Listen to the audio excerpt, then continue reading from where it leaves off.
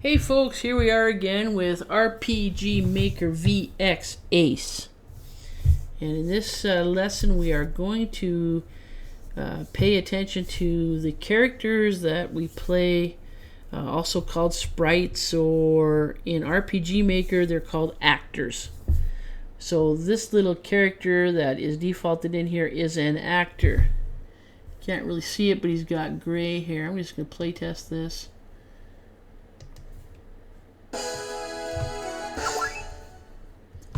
And yeah, he's got gray hair and a blue suit. And so we're going to find out what actor that is. But he's always the default actor. Doesn't matter how many projects you open, he's going to be your default actor to start with. So I'll just close down the playtest and we will go see where he comes from. Now, in order to get to our actors, we go into Tools, Database. And the last time we were in Database, we were looking at tile sets. This time we're going to go all the way to the far left and we're going to look at actors. And there's our starting character, the gray hair and the blue suit. His name is Eric. He's got a nickname of Silver Reaper. He's a soldier for his class. There's a little bio about him. He's got an initial level of 1. He can go to a maximum level of 99. He's carrying some equipment to start out with, a hand axe, a wooden shield, and wearing casual clothes. Now, Eric can be joined by another character or actor here, Natalie, Terrence, Ernest. So you can see that there's 10 default actors in RPG Maker. And it doesn't hurt for you to go poking around in here and taking a look. But I see when I'm moving around here, every one of these actors has a different class. So for example, Eric was a soldier, and Natalie is a monk, and Noah is a sage. So that implies if I go to the classes tab, there's probably 10 default classes. And sure enough, there's 10 default classes. So we'll come back here. Eric.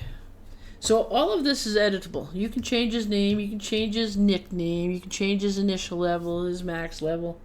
You can even change what you want him to be in terms of class. Just trying to think from a beginner level why you'd want to do any of that. You probably don't, so I would just leave that alone for now. I mean, changing a character's name is no big deal, or his nickname is no big deal. But like if you want a sage, then pick the Noah character. And the reason why I say that is why mess with defaults that have been set up? You know, as a beginner, you don't need to be overwhelmed by stuff.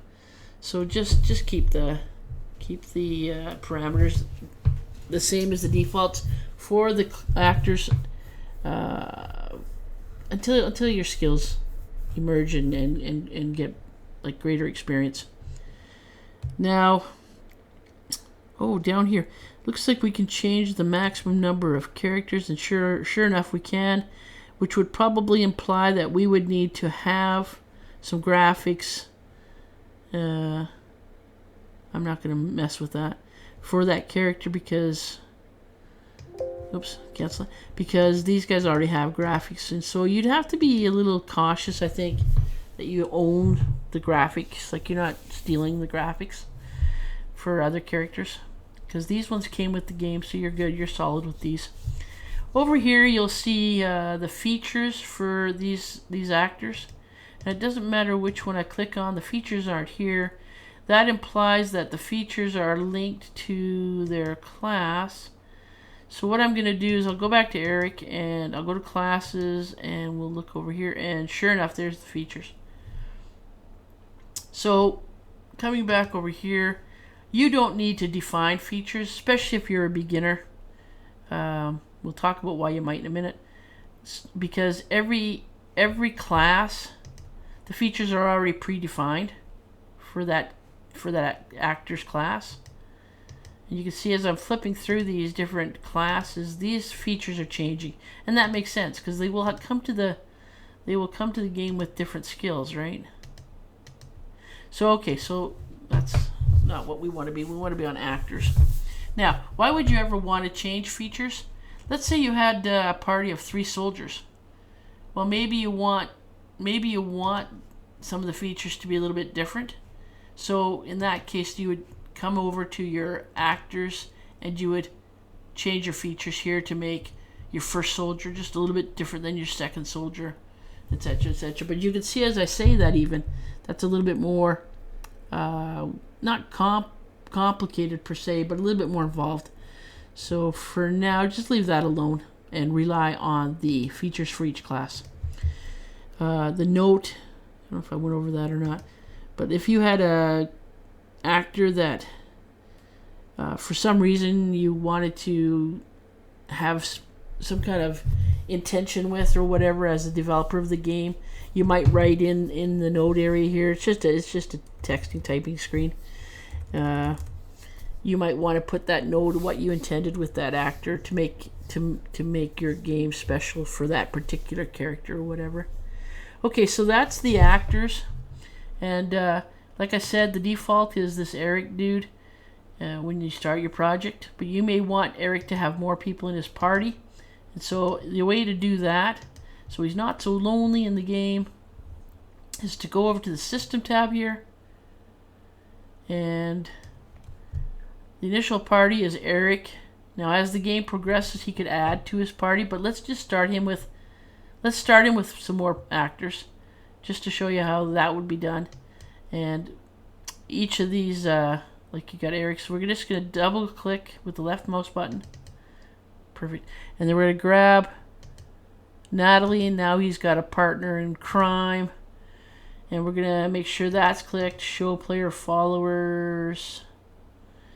And and here's the starting position. So you can change the starting position for the players. We're just going to leave it at the default.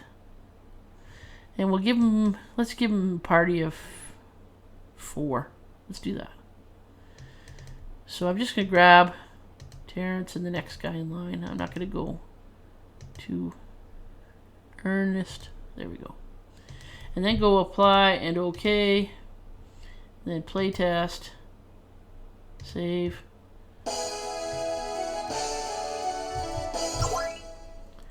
So as I move Eric along here, there's Natalie and Terrence.